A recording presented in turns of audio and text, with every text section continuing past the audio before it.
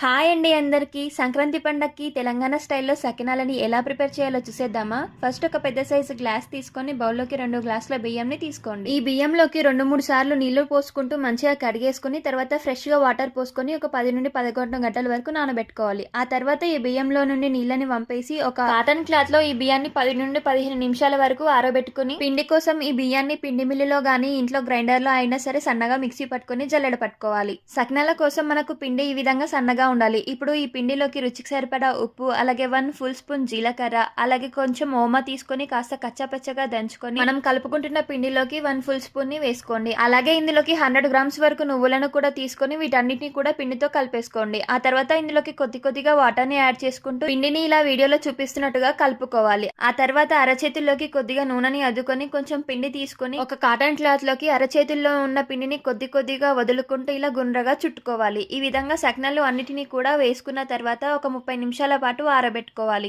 ఇప్పుడు ఒక ప్లేట్లోకి సకినాలని మెల్లమెల్లగా తీసుకుంటూ వేడివేడి ఆయిల్లోకి వేసి డీప్ ఫ్రై చేసుకోవాలి. మరీ ఎర్రగా కాకుండా మరీ తెల్లగా కాకుండా కాస్త గోల్డెన్ బ్రౌన్ కలర్లోకి వచ్చేలాగా ఫ్రై చేసుకుంటే క్రిస్పీ సకినాలు రెడీ అయిపోయినట్టే. సకినాలని పర్ఫెక్ట్గా ఎలా ప్రిపేర్ చేయాలి అని డీటెయిల్గా వీడియో మన యూట్యూబ్ ఛానల్లో అప్లోడ్ చేశాను. లింక్ ఇక్కడ షార్ట్ కింద అటాచ్ చేస్తాను, చూడండి. అలాగే రెసిపీ నచ్చితే వీడియోకి ఒక లైక్ కొట్టి మన ఛానల్ని సబ్స్క్రైబ్ చేసుకోవడం మర్చిపోకండి. Thank you for watching. Bye bye.